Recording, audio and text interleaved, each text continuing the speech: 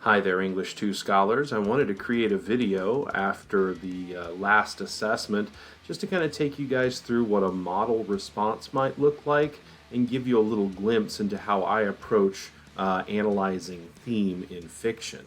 So let's start with this graphic organizer. You guys didn't have this on your assessment, but this is part of me kind of taking you through my planning process, what's going on in my brain when I'm doing a task like this. So the question was, what does the story seem to communicate about fantasy and reality? So we've got to focus on the thematic topic of fantasy and reality, or fantasy versus reality. So according to the story that we read, which was Ambrose Bierce's An Occurrence at Owl Creek Bridge, we have this story of this guy who's being hanged for espionage, but in the moments before his death, he imagines this elaborate fantasy world where he actually escapes and gets back home to his wife and kids, but in fact it's all just in his head. And so a thematic statement we might articulate for that would be something like this, that people build fantasies to escape trauma, or like traumatic realities. I'll flesh that out in my paragraph here in just a moment. And then our generalization is just going to be a statement of general text evidence that explains generally in the story what illustrates this. So we have Farquhar, I don't really know how to pronounce that name. He imagines his escape to avoid the terror of being hanged, which I imagine is a real terrifying ordeal. And then we need specific text examples to support our generalization here. So my generalization says that this guy imagines an escape to avoid the terror of being hanged. Hopefully you can see that that's kind of two different ideas in that statement. And so for my first text example, I need evidence of his imagined escape. And then for my second text example, I need evidence of his actual hanging death, that kind of thing. Because I really got to illustrate both of those things to fully support my generalization. Okay? So once I understand what kind of evidence I'm going to be pulling from the text, I'm just going to jot down some more notes here. So what in the text kind of helps me illustrate this imagined escape? Well, I think right away about when he first gets dumped into the water and finally, emerges from it and takes his first breath of air, how everything kind of looks different around him. Everything looks strange in the forest. Everything, all his senses are heightened. That's kind of the first sort of hint that we're in a fantasy world here. We also have the fact that he's being shot at, but not getting hit at all. We've got all these Union soldiers shooting at him with their rifles, even a cannon being fired at him, and yet he's not hit. And then, of course, the very end, seeing his family and home. And the text said that he saw them, and it was something like just as he left it, or something like that. I'll look up the exact quote here in a minute. Maybe I'll use that in my text evidence. But yeah, the fact that that whole final paragraph, I remember, or the final 2 or 3 paragraphs, was all very dreamlike. There was even a point of view shift that I hope you guys caught there, where it went from the narrative past tense to the present tense. That should have been kind of odd to you. And so that's good enough for now. I'll go and find the specific evidence as I'm writing the paragraph. But we also need evidence of his actual hanging death, and I think there's really only one place to get that. That would be the final paragraph, right? That final 1 sentence or 2 sentence paragraph that shows that no, he has in fact been hanged, and this whole experience of escaping was all just in his head. All right, so let's go ahead and start with the paragraph here. All right, and I'm always going to lead off with my claim, which, if we recall, was this thematic statement about how people build fantasies to escape their trauma. And I want to make sure I phrase that as a thematic statement communicated in the text. So something like Ambrose Bierce's short story. A lot of you wrote novel because you were trying to imitate my model sentence. You didn't lose any points for that. But keep in mind that an occurrence at Owl Creek Bridge, not a novel, it's a short story. So we need a verb here. It argues that, demonstrates that. I like suggests. Oops. Suggests that people often construct elaborate fantasies to escape traumatic events. Something like that. Yeah, people often construct elaborate fantasies to escape traumatic events. Next, I need my generalization statement. So I'm going to talk about how Farquhar imagines his escape. So something like, this is illustrated through... Oh, but I've already violated one of my favorite rules in all of writing. A lot of times when we write an argument and we're really trying to support the previous idea with the next idea, we like to start off our sentence with the demonstrative pronoun this. But unfortunately, this is one of the vaguest words in our language. And so my favorite way to avoid this being vague is to use it as what's called a determiner rather than as a pronoun. So anytime you're going to use the word this, stop yourself and say this what? This what? So we could say this tendency is illustrated through the imagined experiences of, we're going to go ahead and introduce the character here, Peyton Farquhar. There we go. Peyton Farquhar, who fantasizes a heroic escape in the face of certain death. Something like that. All right. So, yeah, this is my statement. My generalization has illustrated the idea that people construct elaborate fantasies to escape trauma. It's illustrated through Peyton Farquhar, who fantasizes a heroic escape in the face of certain death. Okay, that lines up logically. It supports it logically. All right, next I need to come up with some text evidence. But before I start in with any given text example, I've got to give it context. I've got to explain where I'm talking about in the story and what's going on in the story leading up to this. I can't just jump right in and talk about how everything looks strange to Peyton in the forest. That would be very jarring to read. So I like to always start by just kind of placing my reader where I'm talking about in the story. So something like, in part 2, we learn that Farquhar, what a great name, right? Farquhar, who is a planter, says he was a slave owner and kind of a proud slave owner, gross. And we also know that he was a loyal Confederate. Yeah, it says that he was, for some unknown reason or unrevealed reason, not able to fight in the war, but still a loyal Southerner and loyal Confederate. So a guy looking for a chance to help the cause in whatever way possible. But we learn that this guy is arrested by Union soldiers. And, you know, he's, of course, arrested for spying or espionage or some kind of sabotage attempt. It's a little ambiguous. He talks about potentially sabotaging this bridge, but the story skips to him having been arrested following something that happened. So I'm just going to say, seemingly, after a failed sabotage attempt. Something like that. There we go. Good. And now, since I'm kind of using some summary evidence here, I really need to go back to the text and look up where that is. And since I'm given paragraph numbers, I'm going to use paragraph numbers. So looking at my copy of the text here, I know that it talks about this in paragraphs 15 through 18. There we go. Notice that the ending punctuation is always after the parenthetical citation. That's because parentheses or anything in parentheses, that's part of your sentence. And so you can't end the sentence and then throw a parenthetical citation, because then that parenthetical element doesn't belong to anything anymore. So make sure you always put the ending punctuation after the parentheses. So I'm on my way here to getting to my first text example of everything looking strange in the forest, but I need a little bit more setup.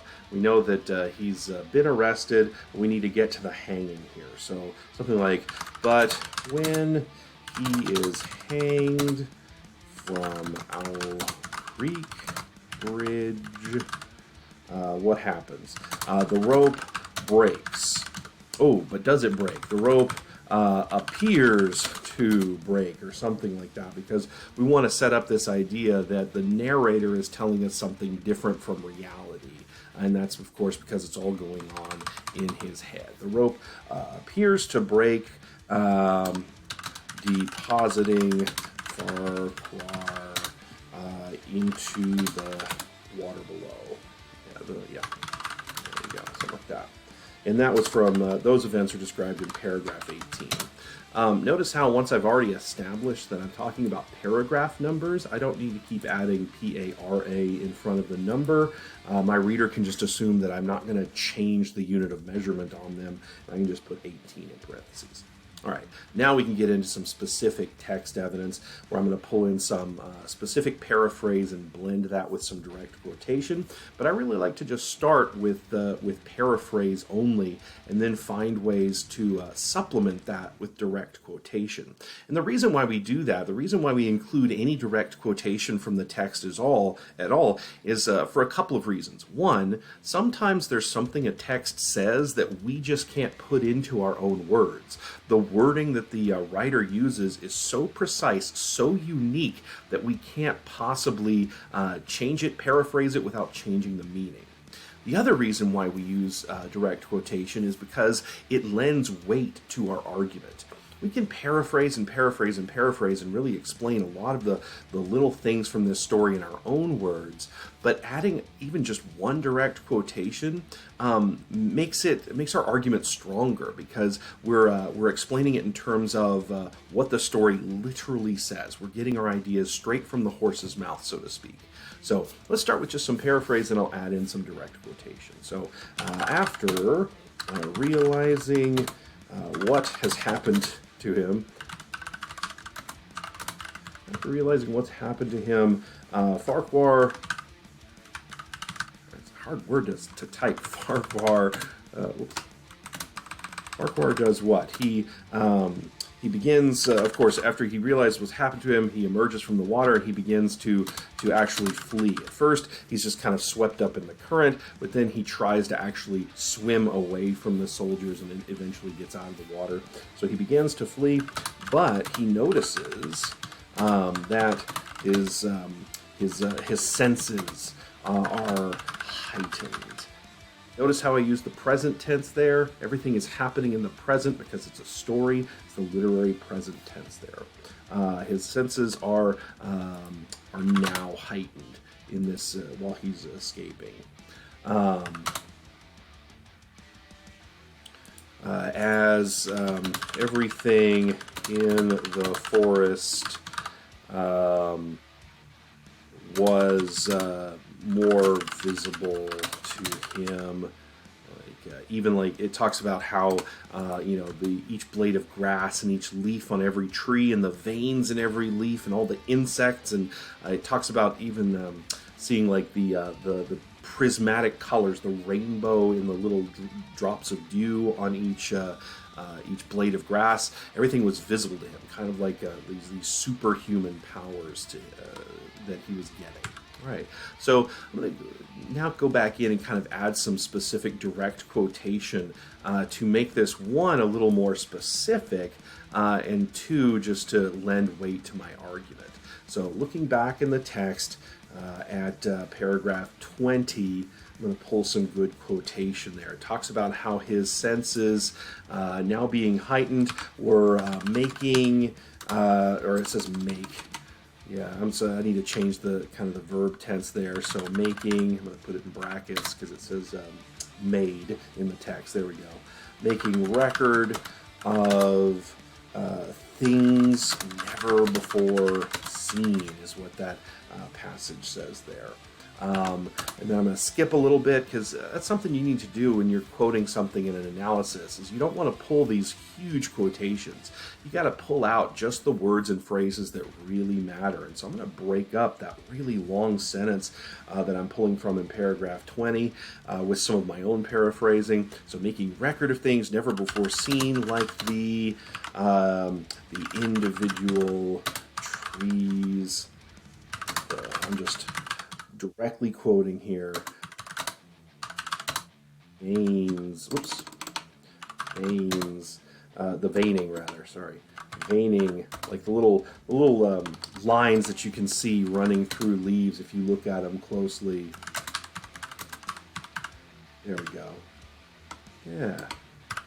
Yeah, so he sees the individual trees, the leaves, the veinings of each leaf, continuing to kind of take out parts that don't matter. I'm skipping ahead to the next sentence, but I want to pull stuff out of that, as well as little insects. I think it talks about locusts and spiders and stuff. I don't really need to get into the specific insects. That's not what's important. What's important is that he's seeing little things, right? As well as little insects, and even the rainbows in dewdrops on leaves of grass. And I could have added in some more direct quotation there, but this is a timed analysis, and so I really don't have time to include a whole lot of direct quotation that would just kind of bloat my paragraph here. Then I've got my parenthetical citation at the end. That's all from paragraph 20. Okay, so I've given a big text example here. I like to refer to them as text examples versus text evidence because evidence can look like a lot of things. My generalization is text evidence. It's really general. These are specific examples from the text. So I need to follow with some commentary here. And all commentary is explaining your reasoning. It's explaining how him seeing these things supports the idea that I'm trying to argue, which is that he's fantasizing a heroic escape. Okay, so I need to follow it up with explaining how him seeing this stuff is fantasy. So Farquhar's, we'll call it superhuman. Yeah, Farquhar's superhuman perception is, or let's say perceptions, are the reader's first clue, or its perceptions, clues, are the reader's first clues that what he is experiencing may not be what is happening in reality. Yeah, in his reality. All right. So that's a little follow-up commentary, just linking that text example back to my generalization, which is what the text examples are trying to prove. Let's move on here. So I'm going to keep supporting this idea of his imagined escape. I need to get into him getting shot at, him getting home, but I don't want to take the time to do a ton of text evidence. So I'm going to do some summary for being shot at, so some general summary evidence, and then do some more specific evidence of him getting home. So something like this. And let's see.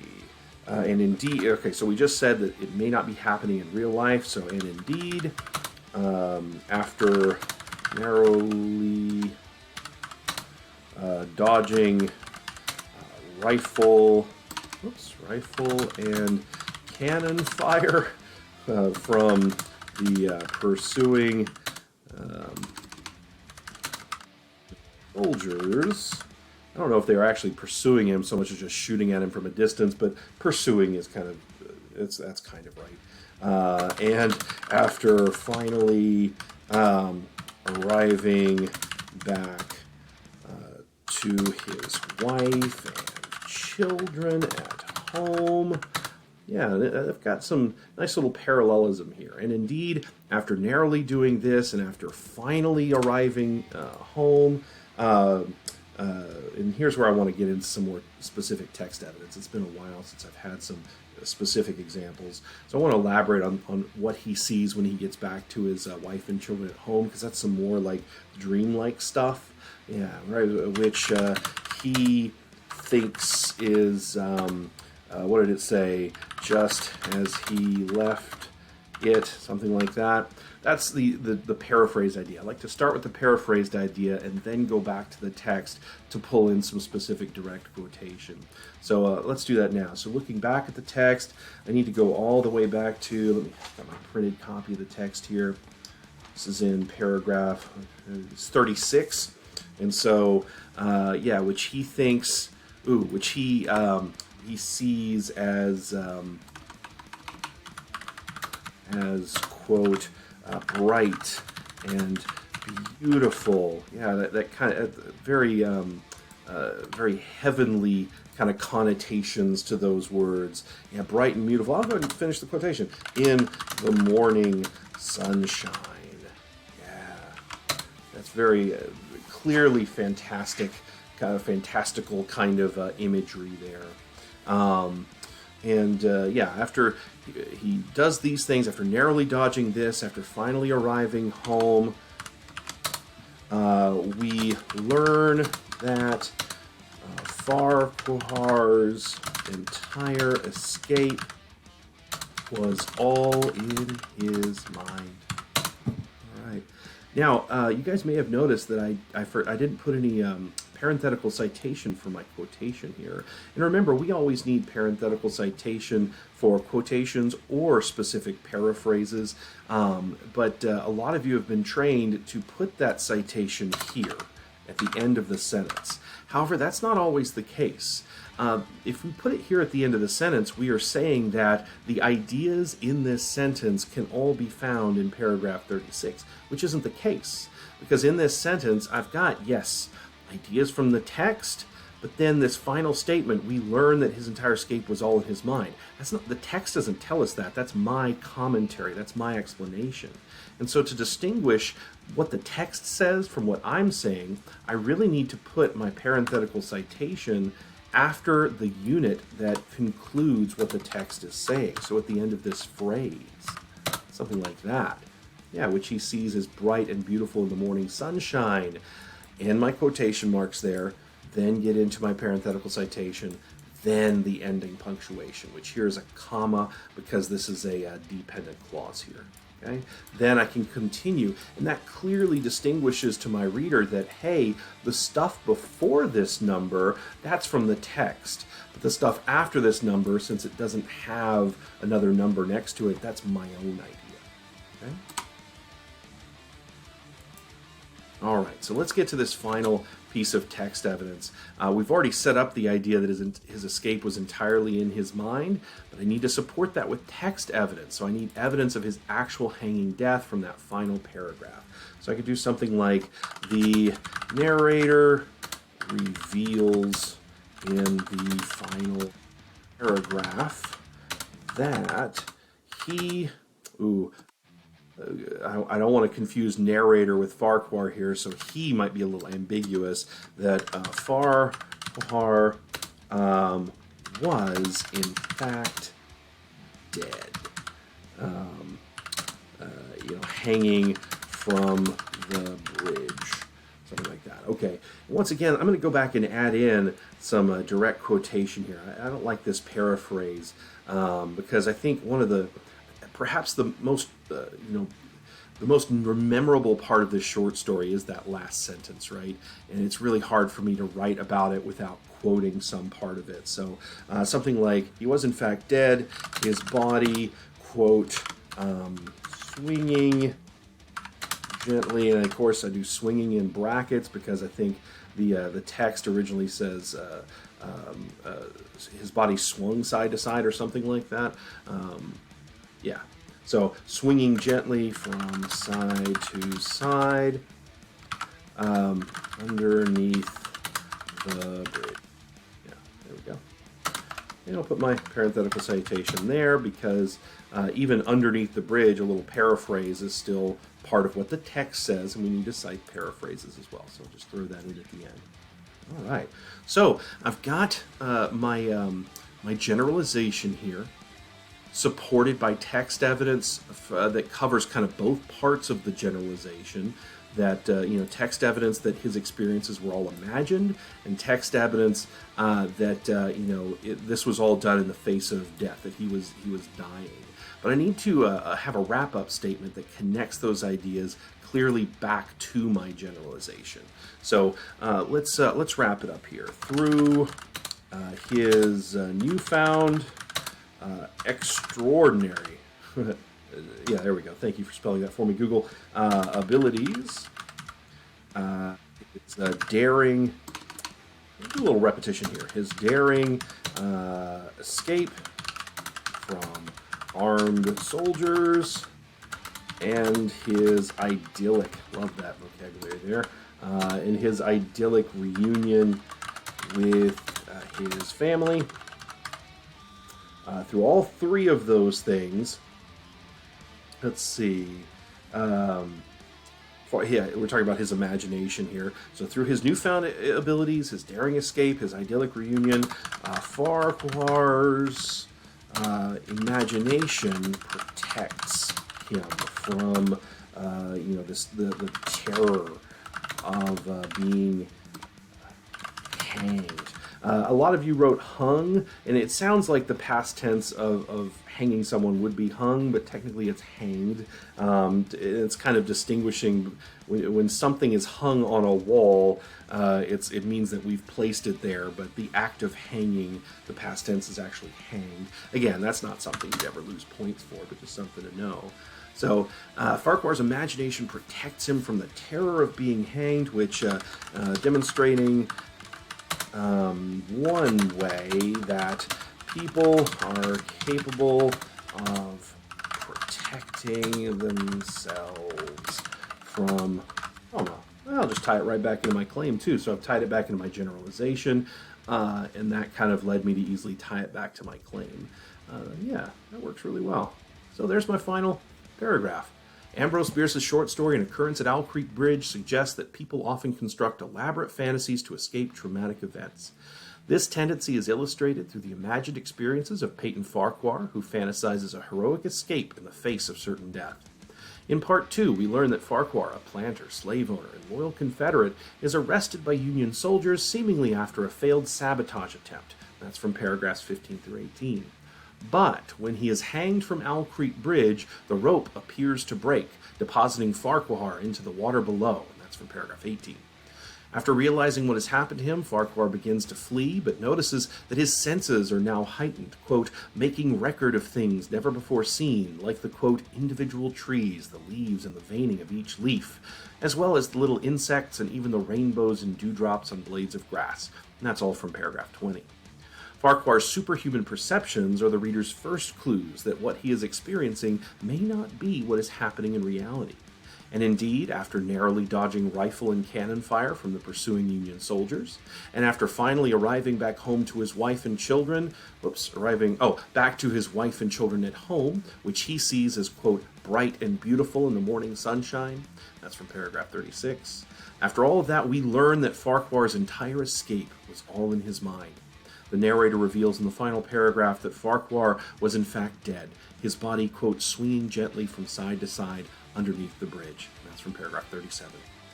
Through his newfound extraordinary abilities, his daring escape from the armed soldiers, and his idyllic reunion with his family, Farquhar's imagination protects him from the terror of being hanged, demonstrating one way that people are capable of protecting themselves from trauma. All right, I hope that helps you guys both as an example of what an ideal model response would be for this. You don't have to write something this good to necessarily earn mastery. A lot of you earn mastery without using my elevated vocabulary here, and that's certainly possible. There's a lot of paths toward mastery here, but this is certainly one way you could have approached it. And I hope this whole video has helped you kind of see my thought process in being able to come up with these ideas and connect them together into something coherent and convincing. As always, if you have any questions, make sure that you reach out to me, come see me, and I'll see you guys in class.